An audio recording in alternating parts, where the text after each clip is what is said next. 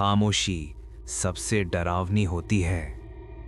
और जब सन्नाटा बोलने लगे तब हर दीवार, हर परछाई एक राज छुपाती है। आप सुन रहे हैं सन्नाटा स्टोरीज, जहां हर कहानी सिर्फ सुनी नहीं जाती, महसूस की जाती है। क्या आप तैयार हैं? क्या आप अमेरिका के सबसे कुख्यात घर में एक रात बिताने की हिम्मत कर सकते हैं? अगर जवाब हाँ है, तो शायद आपको समझना होगा कि जिस घर की दीवारों में इतिहास छुपा हुआ है, वो सिर्फ लकड़ी और ईंट का ढांचा नहीं है। ये एक स्थान है जो खुद सांस लेता है और जो अंदर आता है उसे देखता है। 112 ओशन एवेन्यू। सुनते ही कई लोग बस इतना सोचते हैं, एक साधारण उपनगर का घर, सफ़ेद पेंट की दीवारें, नीले आसमान के नीचे एक शांत लॉन और एक डच कॉलोनियल स्टाइल की वास्तुकला। पहली नज़र में ये कोई अलग नहीं है, बिल्कुल वैसा ही जैसे आपके पड़ोस में कोई और घर। पक्षियों की चहचहाहट, दूर से बच्चों की हंसी, ये सब सामान्यता की परिभाषा लगती है। लेकिन अगर आप ध्यान से देखेंगे तो महसूस करेंगे कि कुछ गलत है। वो हवा जो आपके चेहरे को छूती है, ठंडी, जैसे किसी ने पिछले समय से इसे रोक रखा हो। फर्श की चरचराहट गिर आपको किसी कदम की नमी बताती है, और उन अजीब छोटे क्षणों का एहसास जैसे घर खुद आपको देख रहा हो। ये सब पहले मामूली लगता है और फिर धीरे धीरे आपके भीतर डर की एक खुरच पैदा करता है। मूल बातें साधारण लगती हैं, लेकिन इतिहास इसे सामान्यता के चेहरे के नीचे एक गहरी, भयावह छाया में बदल देता है। ये वही घर है जहां 1974 में एक परिवार की निर्दयी हत्या हुई थी। जो कहानी आप जानते हैं वो सिर्फ आधी सच्चाई है। जो कुछ वहां हुआ था वो शब्दों में बयान करना मुश्किल है, और जो अब सुनाया जाएगा वो आपको सोचने पर मजबूर करेगा कि क्या कुछ चीज़ें इंसानी समझ से बाहर हैं। शांत उपनगर की ये छवि आपको धोखा देती है, क्योंकि जिस घर के बारे में आप सोच रहे हैं वो सिर्फ घर नहीं, ये एक गवाह है, एक शापित स्थान जो अपने भूतपूर्व किस्सों और रहस्यों को हर किसी के सामने प्रकट नहीं करता। अब आप खुद से पूछें, क्या आप उस घर की रात के अंधेरे में खुद को अकेला महसूस कर सकते हैं, जबकि अतीत की छायाएं हर कमरे में घूम रही हों? इस सवाल का जवाब देने से पहले याद रखें, अब आप उस इतिहास के दरवाजे पर खड़े हैं, और जो आगे आने वाला है वो सिर्फ डरावना नहीं बल्कि असली है। 1974 की एक साधारण रात थी, जब कोई नहीं जानता था कि इस घर की दीवारों के भीतर क्या दहशत छिपी हुई थी। ओशन एवेन्यू की ये सड़क सामान्य उपनगर की तरह शांत थी। पक्षी अपने घोंसलों में लौट रहे थे और घरों की रोशनियां धीरे धीरे बुझ रही थीं। डिफेओ परिवार के घर में भी वही शांति थी। शाम का खाना खाया जा चुका था, बच्चे अपने कमरे में सो रहे थे और माता-पिता रसोई की मेज पर बैठकर अगले दिन की योजना बना रहे थे। लेकिन इस शांतिमयता के पर्दे के नीचे एक भयानक तूफान छुपा था। रोनाल्ड डिफेओ जूनियर, जिसकी छवि कभी एक सामान्य युवा के रूप में दिखती थी, उस रात अपने भीतर किसी अज्ञात अंधकार को जगा चुका था। यह कोई अचानक प्रकोप नहीं था, यह एक ठंडी, सुनियोजित क्रूरता थी। रात के करीब 3 बजे घर में अजीब सी खामोशी छा गई। यह वो खामोशी थी जो आने वाले भय का संकेत देती है। रोनाल्ड ने अपने परिवार को धीरे धीरे अपने हथियार के निशाने पर रखा। एक एक करके माता पिता, भाई बहन सभी को निशाना बनाया गया। जो दृश्य पुलिस को मिला वह किसी हॉरर फिल्म से कम नहीं था। कमरों में फैला रक्त, टूटे हुए फर्नीचर और मासूम चेहरों पर स्थिर भय। पड़ोसी अगले दिन पुलिस को खबर लेकर पहुंचे। उनकी आंखों में सदमा था। क्यों रोनी, क्यों? किसी ने चिल्लाया। कोई जवाब नहीं आया, केवल घर की दीवारें गवाही दे रही थीं, और यह गवाही इतनी भयानक थी कि सुनने वाले का दिल थम जाए। पुलिस ने तुरंत जांच शुरू की, लेकिन कुछ भी स्पष्ट नहीं था। कोई संकेत नहीं था कि इतना क्रूर कृत्य क्यों किया गया। रोनाल्ड का चेहरा ठंडा और बिना भावना के था। पड़ोसियों ने देखा कि वह दिन भर घर के बाहर घूमता रहा, मानो कुछ हुआ ही ना हो। लेकिन घर के भीतर इतिहास बदल चुका था। यह हत्या केवल एक प्रारंभिक घटना थी। इस रात की भयानकता ने जो छाया छोड़ी वह घर के हर कोने में बस गई। आगे क्या हुआ वह इस कुख्यात स्थान की कहानी की शुरुआत भर थी। जो भय यहाँ शुरू हुआ वह केवल शारीरिक हिंसा तक सीमित नहीं रहा। यह घर अब अपने निवासियों पर मानसिक और अलौकिक नियंत्रण स्थापित करने लगा। शुरुआत की यह क्रूरता इतना भयानक थी कि अगले साल जब लुट्स परिवार यहाँ प्रवेश करेगा, वह उसी जगह पर आएंगे जहाँ निर्दय हत्या हुई थी। और उनके आने से पहले ही घर ने अपनी शक्ति का प्रदर्शन शुरू कर दिया था, एक अज्ञात और रहस्यमयी शक्ति जिसे समझना मानव समझ से परे था। यह कहानी केवल डिफेओ हत्याओं तक सीमित नहीं रही, इसने इस घर की पहचान को बदल दिया, इसे एक शापित डरावना स्थान बना दिया जहां हर रात भय बढ़ता रहा। और जो हुआ उसके बाद हत्याएं लगभग सामान्य लगने लगीं। यह वह भय था जो अब घर के प्रत्येक कोने में बस चुका था, एक ऐसा डर जो केवल देख सकता था, सुन सकता था और प्रतीक्षा कर सकता था। डिफेओ हत्याओं की यह रात केवल एक प्रील्यूड थी। यह घर अपने अतीत और आने वाले निवासियों के लिए तैयार हो रहा था, और यह डर अब इस घर के लिए स्थायी बन गया, एक छाया जिसे हटाया नहीं जा सकता। क्या आप अपराध स्थल की चेतावनी को नजरअंदाज करेंगे अपने सपनों के घर के लिए? जॉर्ज और कैथी लुट्स ने यही किया। उनका सपना एक सुंदर, शांत उपवन में अपना घर खरीदना था। 112 ओशन एवेन्यू का घर एक शानदार सौदा लगा, कीमतोचित, पड़ोस सुरक्षित और वास्तुकला उनके सपनों के अनुरूप। बच्चों की हंसी, नई यादों की योजना और नए जीवन की उम्मीदों से घर भर गया। पहले दिन से ही परिवार खुश था। जॉर्ज ने बगीचे में छोटे छोटे बदलाव किए, कैथी ने रसोई को सजाया और बच्चों ने अपने कमरे में रंग बिरंगी चीजें लगाई। हर कोने में उत्साह और नई शुरुआत की खुशबू थी। ये घर कम से कम पहली नजर में उनका सपना सच करने वाला स्थान लग रहा था। लेकिन घर की दीवारें धीरे धीरे अपनी सच्चाई प्रकट करने लगी।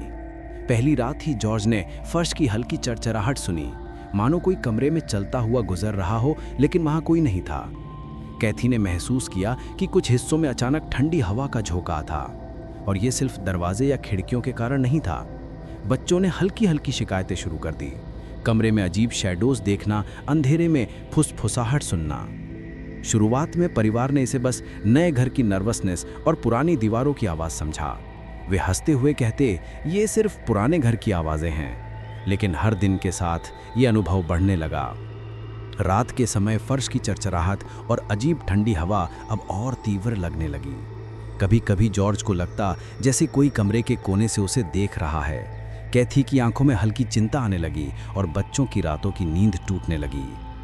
कॉन्ट्रास्ट स्पष्ट था। दिन में घर खुशियों और सपनों से भरा था, और रात में वही घर धीरे धीरे दबता भय बनता गया। हर नई दवानी, हर अजीब ठंडी हवा का झोंका घर के अतीत की छाया की याद दिला रहा था। जॉर्ज और कैथी के शुरुआती उत्साहपूर्ण हंसी अब धीरे धीरे चिंता में बदल रही थी। लेकिन लुट्स परिवार इस बात को नहीं समझ पाया कि वो केवल घर खरीद कर नहीं आए थे। दे वर स्टेपिंग इनटू हिस्ट्री। इतिहास की हर दीवार, हर कोना, हर कमरे की हवा में उस रात की यादें बसी हुई थीं जब डिफेओ परिवार मारा गया था। ये घर अपने अतीत से नहीं भाग सकता था, और अब ये धीरे धीरे नए निवासियों को अपनी कहानी में शामिल कर रहा था। पहली हंसी, पहले उत्साह और पहले सपनों के रंग धीरे धीरे अजीब, भयानक संकेतों में बदल रहे थे। हर रात घर का अज्ञात अतीत और उनका वर्तमान एक दूसरे में टकरा रहे थे, और ये संघर्ष जल्द ही केवल शुरुआत थी। शुरुआत में सब कुछ मामूली लगा, छोटे छोटे अजीब अनुभव जिन्हें परिवार आसानी से नजरअंदाज कर सकता था। रात में अचानक ठंडी हवा का झोंका, घर के कुछ कोनों में गंध का फैलना, जैसे सड़ांध या किसी जलते हुए माचिस की गंध जो कहीं से आ रही हो, पर स्रोत अज्ञात। जॉर्ज और कैथी ने इसे बस पुराने घर की बुढ़ापे की आवाजें और गंधे समझा, लेकिन छोटे विचलन धीरे धीरे बढ़ने लगे। जॉर्ज जल्दी चिड़चिड़ा होने लगा। एक रात वो रसोई में चिल्लाया, क्या तुम लोग कुछ सुन रहे हो या सिर्फ मैं ही पागल हूं? कैथी ने उसे शांत करने की कोशिश की, लेकिन बच्चों की रात की शिकायतें भी बढ़ रही थीं। माँ, वहाँ कोई अंधेरे में मेरे कमरे में खड़ा था, बच्ची ने रोते हुए कहा, और जोड़ी फिर से मेरे पास आया। जॉर्ज ने धीरे धीरे परिवार की बातों पर ध्यान देना शुरू किया, पर उसका मन खुद से सवाल करता रहा, क्या ये सब केवल बच्चों की कल्पना है या घर ने उन्हें कुछ दिखाना शुरू कर दिया है? परिवार में बहस होने लगी। कैथी ने कहा, शायद हमें बस थोड़ा समय चाहिए, ये नया घर है, हम सब थोड़े तनाव में हैं। जॉर्ज ने जवाब दिया, तनाव? ये बस तनाव नहीं है कैथी, हर रात वही आवाज़ें, वही ठंडी हवा और अब ये गंधें, कुछ गलत है। जैसे जैसे रातें बीतती गईं, छोटे विचलन अधिक स्पष्ट और भयावह होते गए। अजीब गंध, ठंडी जगह, परछाइयाँ और घर के अजीब व्यवहार, जैसे फर्नीचर अपने आप हिल रहा हो, सबने परिवार को मानसिक रूप से थका दिया। और फिर मक्खियाँ आईं। पहले केवल 1 या 2 मक्खियाँ, और फिर पूरे घर में उनके झुंड। वे किसी खास जगह पर केंद्रित थीं। बेडरूम, बच्चों के कमरे, रसोई। जॉर्ज और कैथी ने उन्हें मारने की कोशिश की, पर हर बार नई मक्खियाँ दिखाई दीं। ये मामूली परेशानियां अब स्पष्ट रूप से एक खतरे में बदल चुकी थीं। परिवार में भय और असुरक्षा की भावना फैल गई। रातें लंबी और थका देने वाली हो गईं। बच्चे डर के कारण सो नहीं पा रहे थे और जॉर्ज का धैर्य लगभग खत्म हो गया।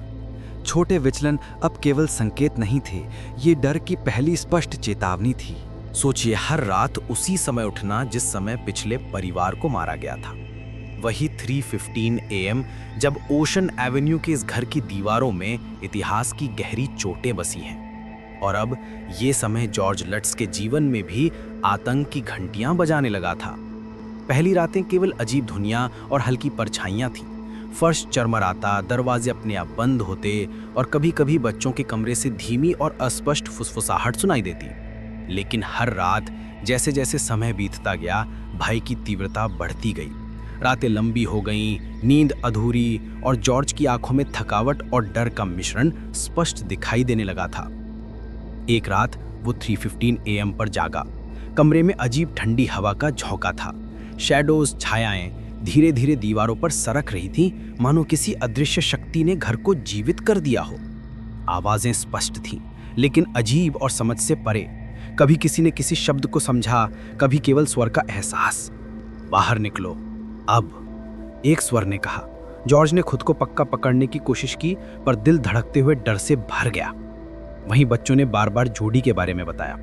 ये कोई वास्तविक मित्र नहीं, बल्कि किसी अदृश्य भयावह सत्ता का प्रतिनिधित्व था।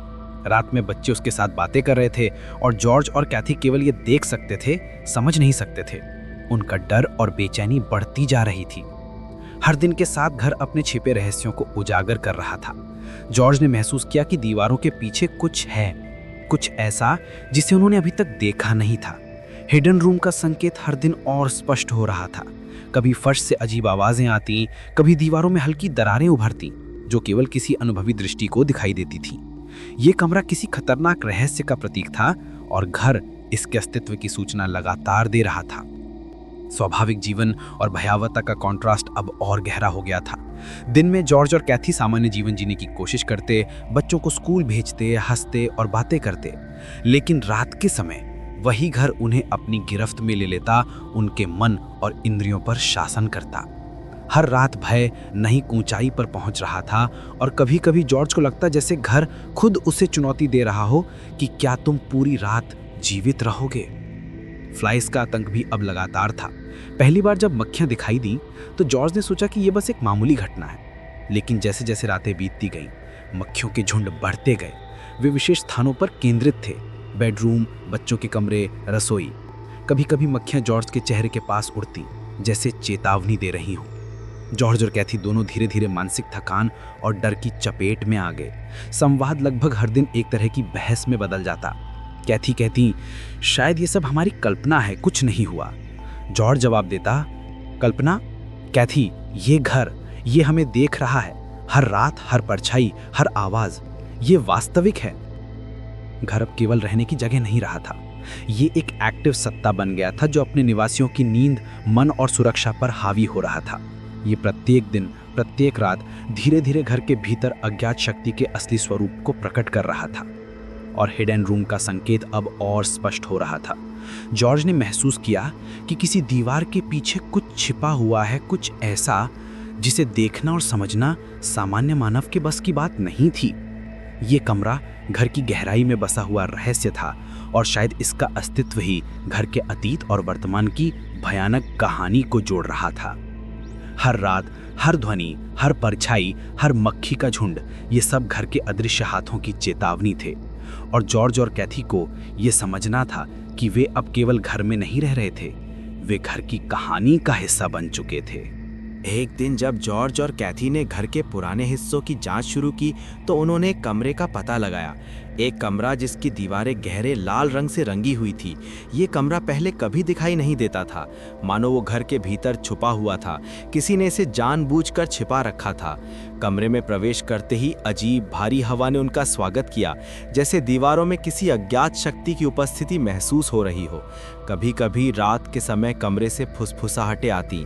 जॉर्ज ने पहली बार इसे सुना तो हंसने की कोशिश की कि शायद ये सिर्फ हवा की आवाज़ है, लेकिन कैथी ने कहा नहीं, ये कुछ और है, कुछ जीवित। बच्चों की आंखों में डर साफ दिखाई देता था।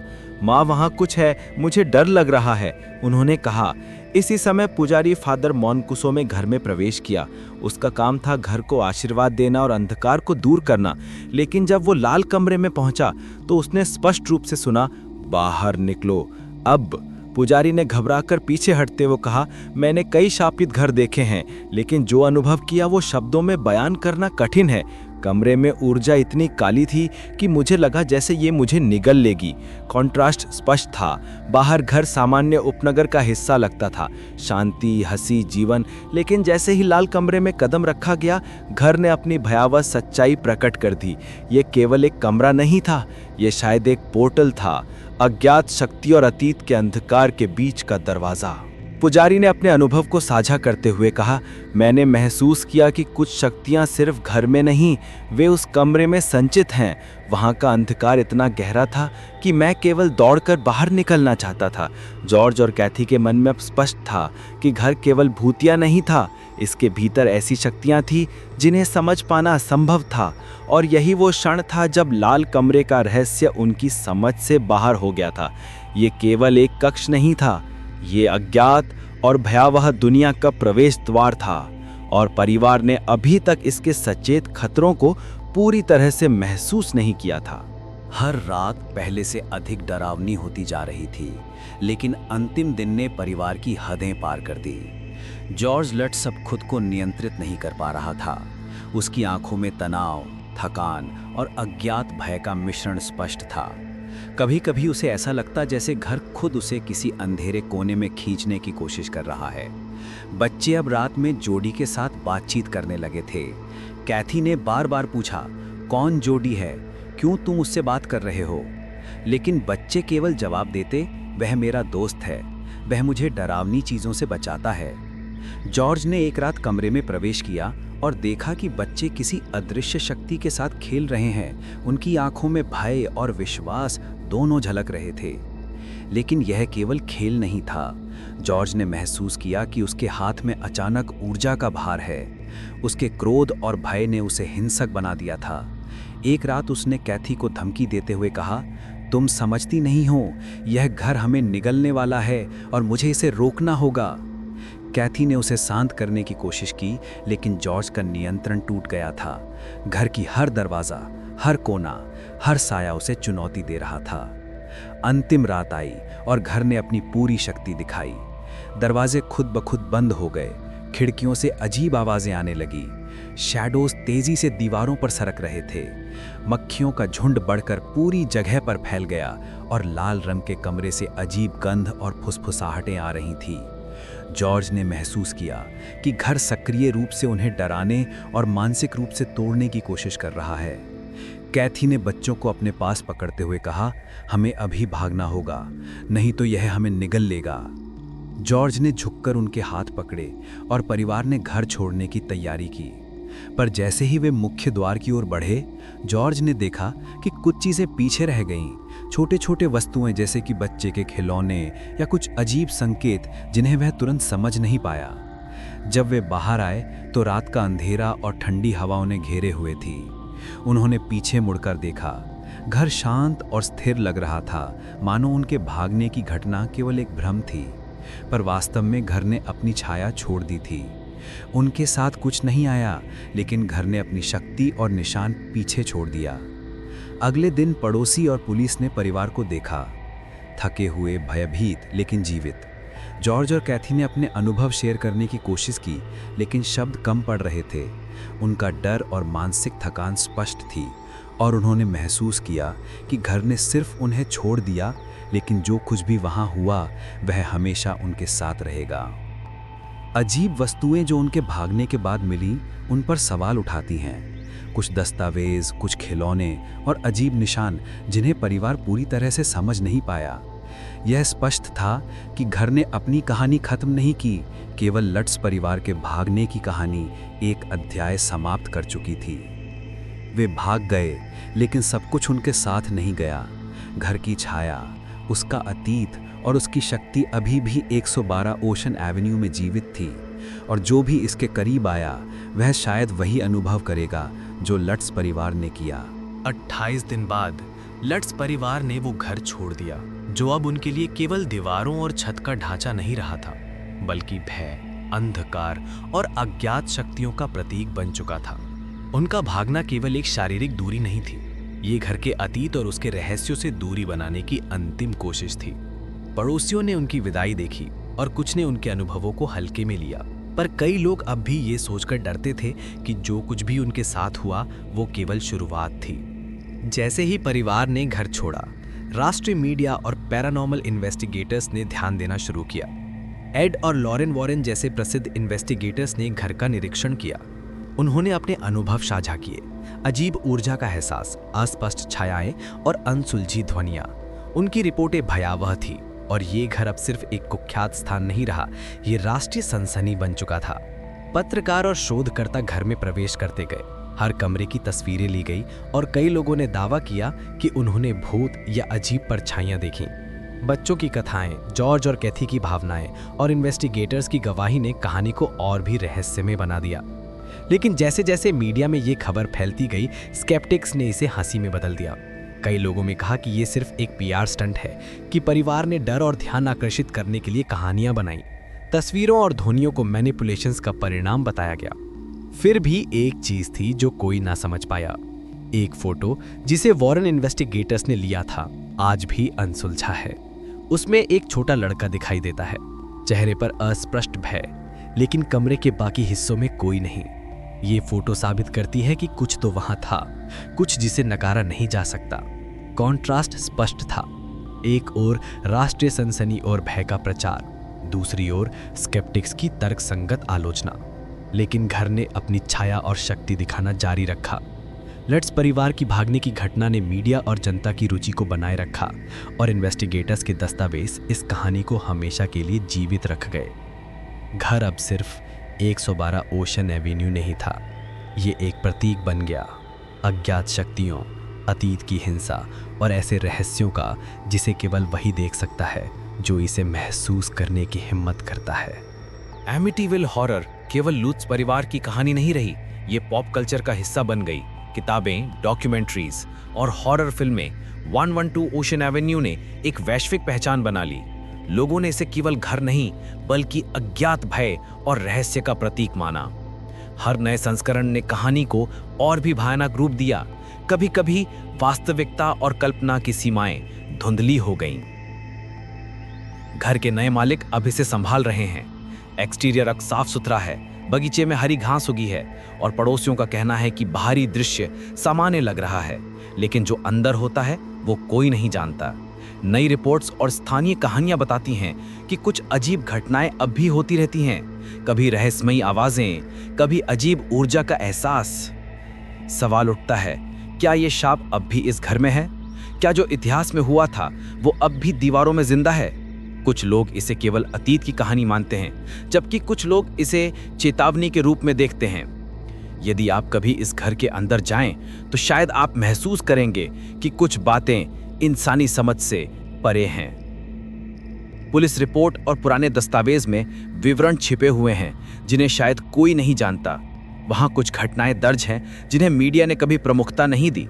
छोटे संकेत, अजीब ऊर्जा के प्रमाण और रहस्यमयी घटनाएं। ये जानकारी केवल उत्सुक और साहसी लोग ही देख सकते हैं। तो सवाल यह है, क्या आप यहां रहेंगे? क्या आप इस घर की ऊर्जा और अतीत का सामना कर सकते हैं? एमिटीविल हॉरर ने केवल इतिहास को नहीं लिखा, बल्कि हर आने वाले व्यक्ति को चुनौती दी। और शायद यही कारण है कि ये कहानी आज भी जीवित है। घर, इसके रहस्य और अज्ञात शक्तियां हमेशा लोगों को डराने और सोचने पर मजबूर करती हैं। ये सिर्फ एक स्थान नहीं है, ये एक अनुभव है, चेतावनी है और अज्ञात की गहनता की झलक है। हत्या खत्म हो गई, लट्स परिवार भाग गया, लेकिन घर अभी भी इंतजार कर रहा है। ओशन एवेन्यू का यह घर अभी भी खड़ा है, शांत और स्थिर प्रतीत होता है, लेकिन इसकी दीवारें, छत और फर्श अपनी कहानी बयां कर रहे हैं, एक कहानी जो कभी पूरी नहीं हुई। शायद आपने अन्य शापित घरों की कहानियां सुनी होंगी जिन्हें हमने साझा किया। हर बार वही पैटर्न, सामान्य जीवन, धीरे धीरे उभरता भय और अंत में अज्ञात शक्ति की मौजूदगी। एमिटीवेल हॉरर भी उसी चक्रीय शैली का हिस्सा है, जहां अतीत और वर्तमान आपस में टकराते हैं और नए आगंतुक उसी डर का सामना करते हैं जो पहले निवासियों को मिला। घर अभी भी जीवित है, कोई दरवाज़ा बंद करता है, कोई खिड़की खुलती है और शायद किसी कमरे की दीवारें फुसफुसा रही हों, तैयार हो जाओ। ये सिर्फ अतीत की याद नहीं, बल्कि वर्तमान का संदेश है। जो भी इसके अंदर आए वह महसूस करेगा कि कुछ चीज़ें इंसानी समझ से परे हैं। तो मैं आपसे पूछता हूँ, क्या आप विश्वास करेंगे कि यह सब वास्तविक था, या यह केवल एक पूरी तरह से सुनियोजित झूठ था जिसे सालों तक लोगों को डराने और मनोरंजन करने के लिए बनाया गया? जो भी उत्तर है, एक बात निश्चित है कि 112 ओशन एवेन्यू की छाया, उसकी कहानियाँ और अज्ञात शक्तियाँ अभी भी जीवित हैं और ये कभी पूरी तरह समाप्त नहीं होगी। कहानी खत्म हुई, लेकिन सन्नाटा अभी भी बाकी है। शायद अगली बार वो खामोशी आपके कमरे में हो। अगर आपने डर महसूस किया तो सन्नाटा स्टोरीज को ज़रूर सब्सक्राइब करें और नीचे बताइए, क्या आप इस घर में रह सकते हैं?